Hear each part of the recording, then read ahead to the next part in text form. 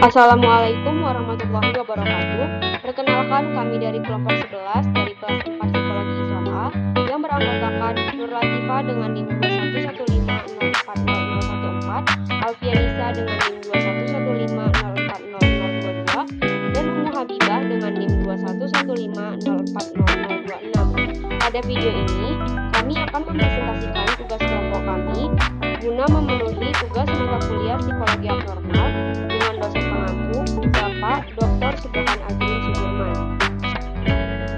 Pada video ini akan berisi presentasi mengenai gangguan pada masa kanak-kanak.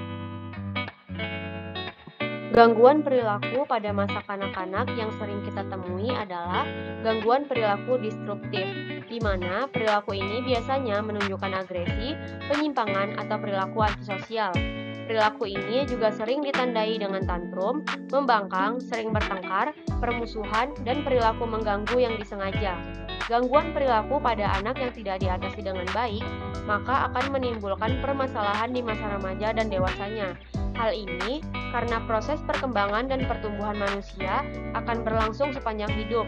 Dalam setiap tahap perkembangan, seorang individu harus menyelesaikan tugas-tugas perkembangannya, termasuk di dalamnya adalah perkembangan emosi. Yang pertama ada gangguan pemusatan perhatian atau hiperaktivitas. Attention Deficit Hyperactivity Disorder merupakan gangguan pemusatan perhatian atau hiperaktivitas dengan pola menetap yang ditunjukkan dalam bentuk perilaku dan nampak lebih parah jika dibandingkan dengan individu pada tahap perkembangan yang sama. Gangguan ini ditunjukkan sebelum usia 7 tahun dan terjadi minimal dalam dua lingkungan yang berbeda seperti di rumah dan lingkungan sekolah. Faktor penyebab menurut teori biologis, yang pertama faktor genetik. Bila orang tua mengalami ADHD, sebagian anak mereka memiliki kemungkinan mengalami gangguan tersebut. Yang kedua, struktur otak. Struktur otak anak ADHD jika dibandingkan dengan otak pada anak-anak normal, terdapat perbedaan. Bagian frontal lobe anak dengan ADHD kurang responsif terhadap stimulus, dan aliran darah pada bagian cerebral berkurang. Beberapa bagian otak lainnya seperti frontal lobe, nucleus caudat, dan globus pallidus pada anak dengan ADHD lebih kecil dari ukuran normal. Berdasarkan dari beberapa tes neuropsikologis terhadap frontal lobe yang dilakukan, anak ADHD menunjukkan performa yang lebih rendah jika dibandingkan dengan anak normal. Faktor perinatal dan pranatal.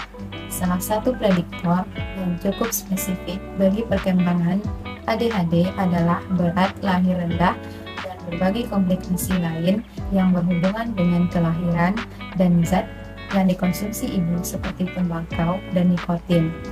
Racun lingkungan, zat-zat adiktif pada makanan mempengaruhi kerja sistem saraf pusat.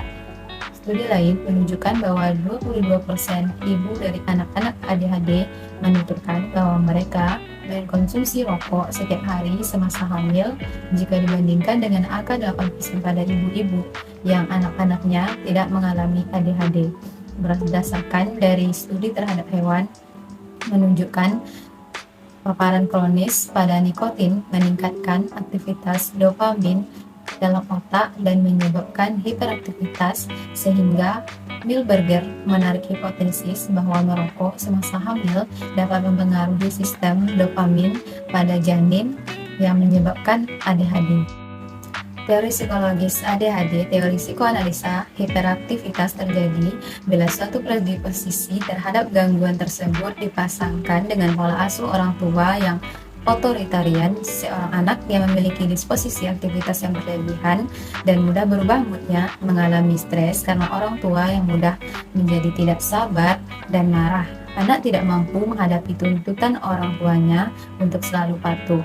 Teori belajar. Salah satu teori belajar terkait dengan gangguan ADHD adalah adanya penguatan yang diberikan sehingga meningkatkan frekuensi ataupun intensitas perilaku hiperaktif. Selain itu, berdasarkan teori modeling, Ross dan Ross mengemukakan bahwa hiperaktivitas dapat merupakan peniruan perilaku orang tua dan saudara kandung. Gejala ADHD, berperilaku agresif, gelisah, iritabilitas, perilaku hiperaktif, perilaku impulsif, terlalu bersemangat, kehilangan pengendalian atau pengulangan kata atau tindakan secara terus-menerus. Segi kognitif, kesulitan dalam berfokus, kesulitan dalam memperhatikan, pikiran kosong, rentang perhatian yang pendek atau sering lupa. Suasana hati, bersemangat, bosan, kecemasan, marah, atau perubahan suasana hati. Secara umum, depresi atau gangguan belajar. Selanjutnya, penanganan ADHD. Penanganan yang dapat diberikan kepada anak dengan ADHD yakni dengan memberikan obat stimulan dan penanganan psikologis berdasarkan dari prinsip-prinsip operan bagi penanganan anak dengan ADHD seperti pelatihan bagi orang tua dan perubahan manajemen kelas. Orang tua dapat menggunakan papan bintang. Anak diberikan bintang pada setiap perilaku yang ingin dikuatkan dimunculkan oleh anak di nama bintang tersebut nantinya dapat ditukarkan dengan hadiah. Tujuan dari penanganan ini adalah meningkatkan kemampuan anak dalam bidang akademik, kemampuan menyelesaikan tugas, serta keterampilan sosial yang spesifik. Selain itu, menciptakan suasana kelas yang positif juga dapat meningkatkan kemampuan anak ADHD seperti tutor sebaya serta guru membuat laporan mengenai perilaku anak di sekolah yang nantinya akan dilanjutkan dengan hadiah ataupun konsekuensi di rumah. Yang kedua ada gangguan tingkah laku. Gangguan tingkah laku memfokuskan pada perilaku yang melanggar hak-hak dasar orang lain dan norma-norma sosial. Tipe perilaku yang dianggap sebagai simptom gangguan tingkah laku mencakup agresi dan kekejaman terhadap orang lain atau hewan, merusak kepemilikan, berbohong, dan mencuri. Gangguan tingkah laku ini merujuk pada tindakan kasar dan sering dilakukan yang melampaui kenakalan dan tipuan praktis yang biasa dilakukan anak-anak atau remaja. Ditandai dengan kewenang-wenangan, kekejian, dan kurangnya penyesalan yang membuat gangguan tingkah laku merupakan salah satu kriteria historis dalam gangguan kepribadian antisosial pada orang dewasa. Faktor penyebabnya, pertama faktor biologis. Sebuah studi menjelaskan bahwa perilaku kriminal dan agresif dipengaruhi oleh faktor biologis dan faktor lingkungan, tetapi faktor lingkungan memiliki peran yang lebih besar. Menurut Hinshaw dan Lee mengatakan bahwa hal yang mungkin diturunkan dalam gangguan tingkah laku adalah karakteristik temperamen yang berinteraksi dengan berbagai masalah biologis. Lainnya, kelemahan neuropsikologis seperti keterampilan verbal yang rendah, masalah dalam fungsi pelaksanaan, masalah memori, dan IQ yang rendah, serta dengan sekumpulan faktor lingkungan atau pola asuh, informa di sekolah, pengaruh teman sebaya. Faktor psikologis, salah satu teori pembelajaran yang terlihat adalah modeling dan pengondisian operan. Anak-anak dapat meniru tindakan agresif yang dilihatnya baik secara langsung maupun melalui sumber lainnya. Agresi dianggap sebagai cara untuk mencapai tujuan yang efektif, sehingga meskipun tidak menyenangkan, kemungkinan hal tersebut dikuatkan. Oleh karena itu, setelah ditiru, tindakan agresif akan dipertahankan. Karakteristik pola asuh seperti disiplin keras dan tidak konsisten, serta kurangnya pengawasan secara konsisten juga berpengaruh. Anak-anak yang tidak mendapat konsekuensi negatif atas tanda-tanda awal perilaku yang salah di kemudian hari akan menimbulkan gangguan tingkah laku. Selanjutnya ada pengaruh dari teman-teman seusia. Pengaruh teman-teman seusia terhadap perilaku agresif dan antisosial anak-anak disebabkan karena 1. Penerimaan dan penolakan dari teman-teman seusia. 2. Afiliasi dengan teman-teman seusia yang berperilaku menyimpang. Faktor sosiologis, kelas sosial dan kehidupan di kota besar berhubungan dengan insiden kenakalan. Tingkat pengangguran yang tinggi, fasilitas pendidikan yang rendah, kehidupan keluarga yang terganggu, dan subkultur yang menganggap bahwa perilaku kriminal sebagai suatu hal yang bisa diterima merupakan faktor-faktor yang berkontribusi. Kombinasi dari perilaku antisosial dan status sosioekonomi keluarga juga ikut mempengaruhi munculnya gangguan tingkah laku. Gejala gangguan tingkah laku, yang pertama pola perilaku yang berulang dan tetap yang melanggar hak-hak dasar orang lain atau norma-norma sosial konvensional yang terwujud dalam bentuk 3 atau lebih perilaku di bawah ini dalam 12 bulan terakhir dan minimal 1 diantaranya dalam 6 bulan terakhir. A. Agresi terhadap orang lain dan hewan. Contohnya, mengintimidasi, memulai perkelahian fisik, melakukan kekejaman fisik kepada orang lain atau hewan, memaksa seseorang melakukan aktivitas seksual. B. Menghancurkan kepemilikan atau properti, contohnya membakar vandalisme. C. Berbohong atau mencuri, contohnya masuk dengan paksa ke rumah orang lain, menipu, dan menyentil.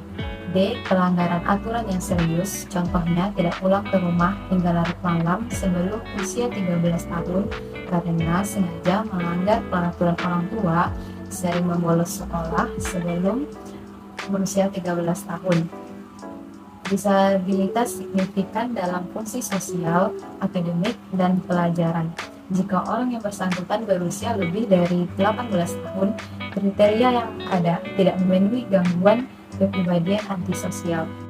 Penanganan gangguan tingkah laku yang pertama, intervensi keluarga, di mana orang tua berperan untuk mengubah berbagai respon terhadap anak-anak mereka sehingga menghasilkan perilaku proporsional dan bukan antisosial.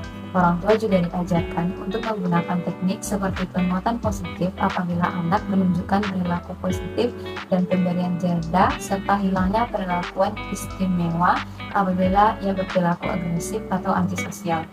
2. Penanganan multisistemik.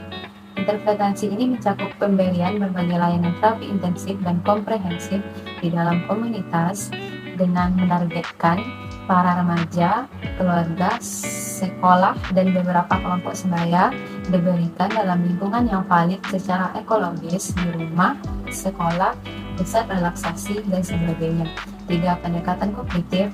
Terapi kognitif individual dari anak-anak dapat memperbaiki tingkah laku mereka meskipun tidak melibatkan keluarga. Contohnya adalah pelatihan pengendalian kemarahan, di mana anak-anak yang agresif diajari cara pengendalian diri dalam berbagai situasi yang memancing kemarahan.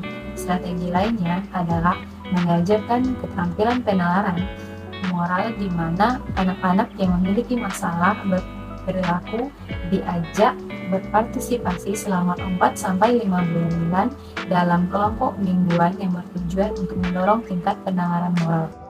Gangguan selanjutnya yaitu disabilitas belajar. Disabilitas belajar merujuk pada kondisi tidak memadainya perkembangan dalam satu bidang akademik tertentu, bahasa, berbicara, atau keterampilan motorik yang tidak disebabkan oleh retardasi mental, autism, gangguan fisik yang dapat terlihat, atau kurangnya kesempatan pendidikan. Anak-anak yang mengalami gangguan ini biasanya memiliki intelijensi rata-rata atau di atas rata-rata, namun mengalami kesulitan mempelajari beberapa keterampilan tertentu seperti aritmatika, sehingga kemajuan mereka di sekolah menjadi terhambat. Gangguan ini hanya sedikit lebih banyak terjadi pada laki-laki daripada perempuan. Bentuk disabilitas belajar. Disabilitas belajar memiliki beberapa bentuk gangguan, diantaranya 1. Gangguan perkembangan belajar.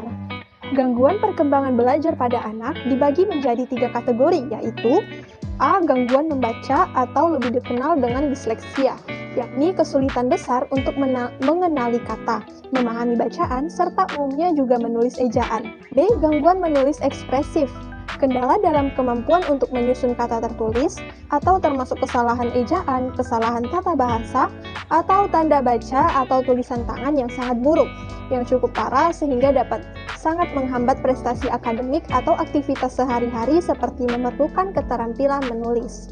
C. Gangguan berhitung. Anak-anak yang mengalami kesulitan dalam mengingat fakta-fakta secara cepat dan akurat, menghitung objek dengan benar dan cepat, atau mengurutkan angka-angka dalam kolom-kolom. 2. Gangguan komunikasi. Gangguan komunikasi pada anak dibagi menjadi 3 kategori, yaitu A. Gangguan berbahasa ekspresif, yaitu anak kesulitan mengekspresikan dirinya dalam berbicara. Anak sangat ingin berkomunikasi tapi sulit untuk menemukan kata-kata yang tepat. B. Gangguan fonetik, yaitu mampu menggunakan pembendaharaan kata tapi pengucapan tidak jelas.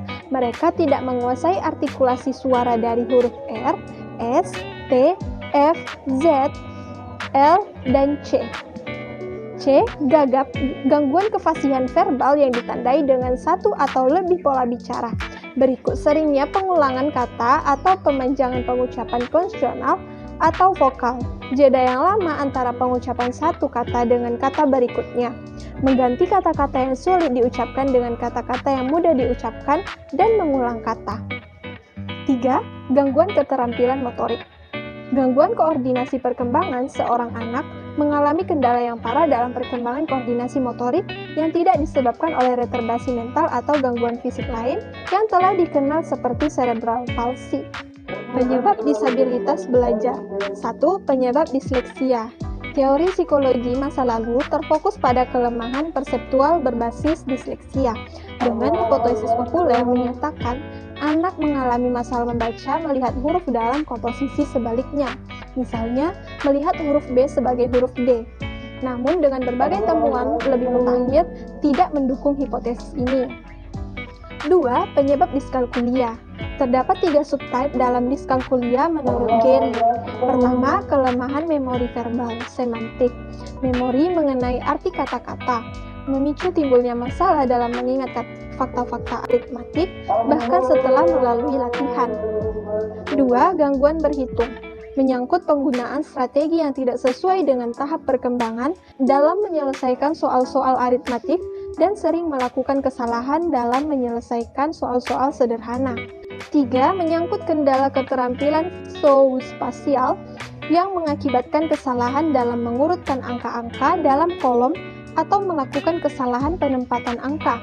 Meski belum ada studi mengenai faktor keturunan dalam gangguan berhitung, terdapat bukti mengenai beberapa komponen genetik dalam variasi individual dalam keterampilan berhitung, di mana tipe disabilitas berhitung yang menyangkut memori semantik merupakan tipe yang paling mungkin diturunkan. Adapun gejala disabilitas belajar, pertama, keterlambatan dalam tumbuh kembang.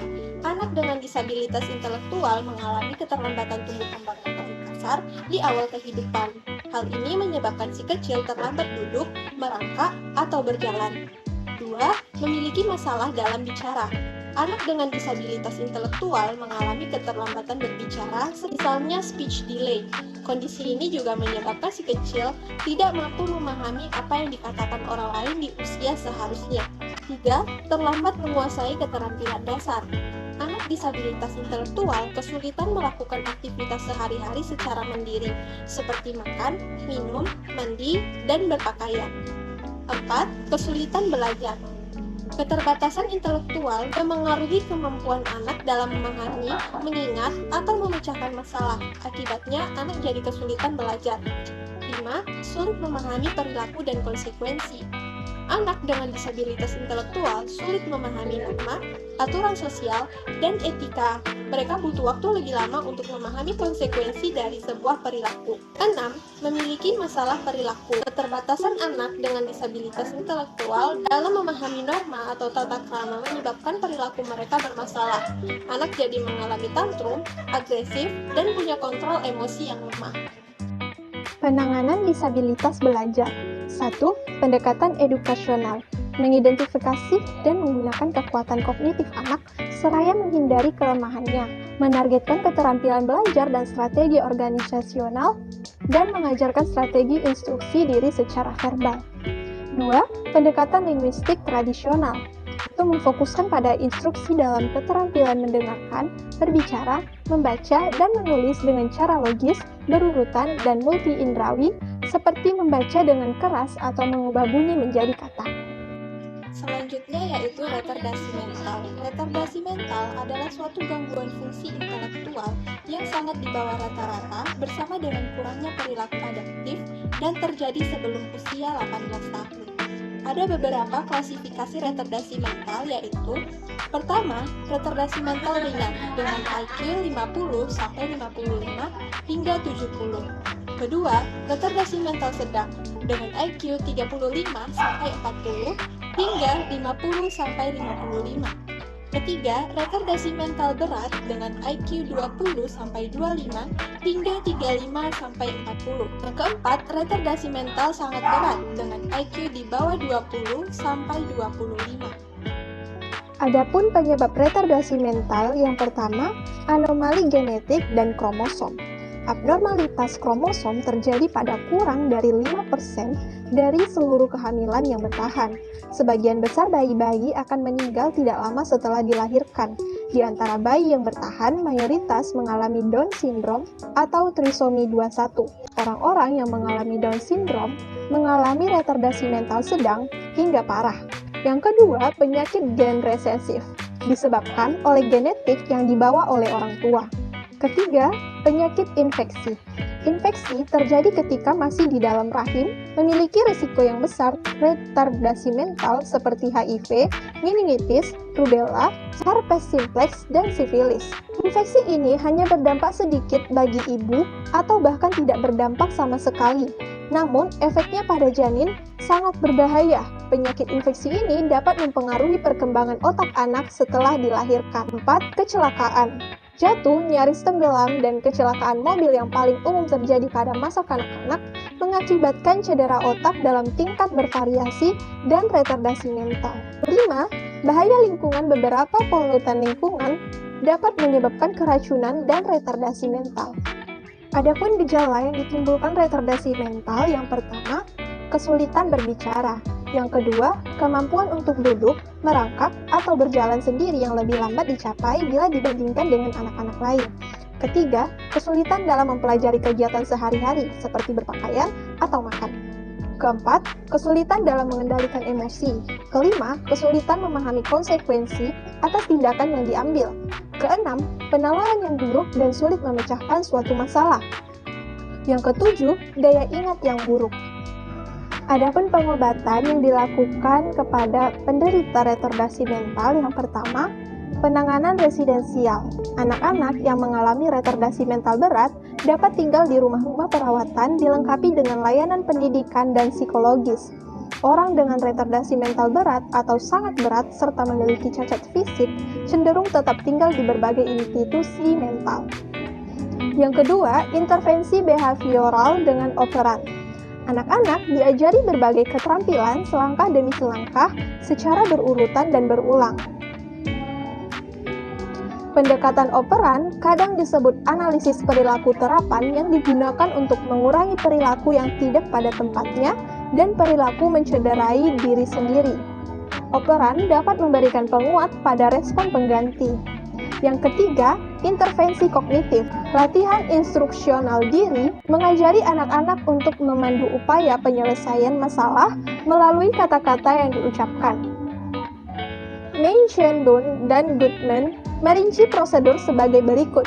Yang pertama, guru melakukan tugas mengucapkan instruksi dengan keras kepada dirinya sendiri, sementara anak mengamati dan mendengarkan.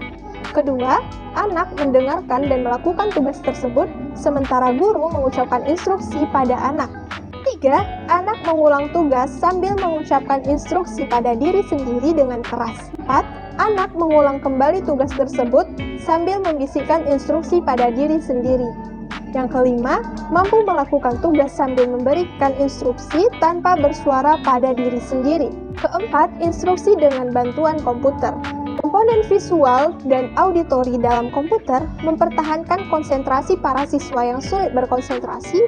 Tingkat materi dapat disesuaikan dengan individu sehingga memastikan keberhasilan pembelajaran dan komputer dapat memenuhi kebutuhan akan banyaknya pengulangan materi tanpa menjadi bosan atau tidak sabar.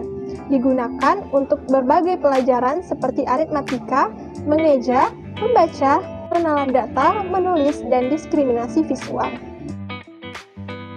Baiklah, saya Alfianisa akan menjelaskan mengenai gangguan autistik. Gangguan autistik. Gangguan autistik atau gangguan spektrum autisme adalah suatu kondisi yang berkaitan dengan perkembangan otak yang berdampak pada bagaimana seseorang memandang dan bersosialisasi dengan orang lain yang menyebabkan masalah dalam interaksi sosial dan komunikasi. Istilah spektrum dalam gangguan ini mengacu pada berbagai pilihan gejala yang dialami dan tingkat keparahan. Gangguan spektrum autisme atau autism spectrum disorder ditandai dengan gangguan yang terjadi terus-menerus dalam komunikasi sosial dan pola perilaku, minat atau aktivitas yang terbatas, berulang, dan stereotipik. Selanjutnya, penyebab gangguan autistik. Penyebab yang pertama yaitu faktor genetik. Penelitian menunjukkan bahwa faktor genetik berperan dalam mempengaruhi resiko seseorang menderita autisme. Terdapat beberapa gen yang dikaitkan dengan autisme, dan resiko autisme dapat diturunkan dari orang tua ke anak. Beberapa gen tersebut tampaknya terlibat langsung sebagai penyebab autisme. Sebagian mungkin mempengaruhi perkembangan otak, dan sebagian lain dapat mempengaruhi tingkat keparahan gejalanya. Penyebab yang kedua yaitu faktor lingkungan.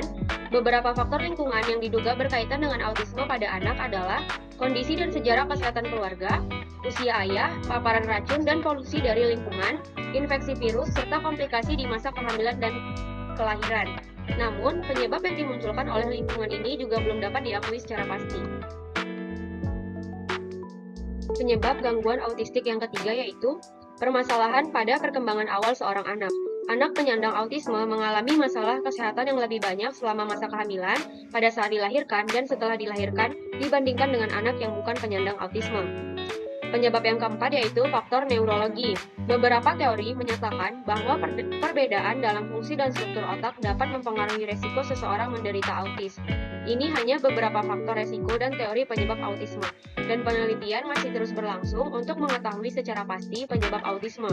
Salah satu penelitian yang dilakukan menunjukkan bahwa gambar otak anak penyandang autisme berbeda dengan gambar otak anak yang normal.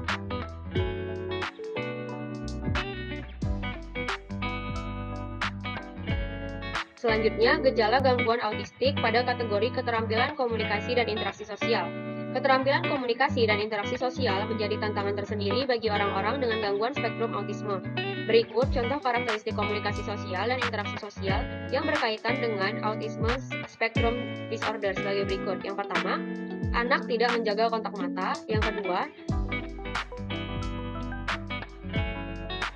gejala gangguan autistik selanjutnya pada kategori perilaku atau minat yang berulang.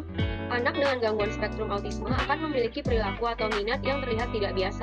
Berikut beberapa karakteristik yang termasuk dalam kategori ini. Yang pertama, mengulangi kata atau frasa berulang-ulang atau yang disebut dengan ekolalia. Yang kedua, marah karena perubahan kecil. Yang ketiga, memiliki minat yang obsesif.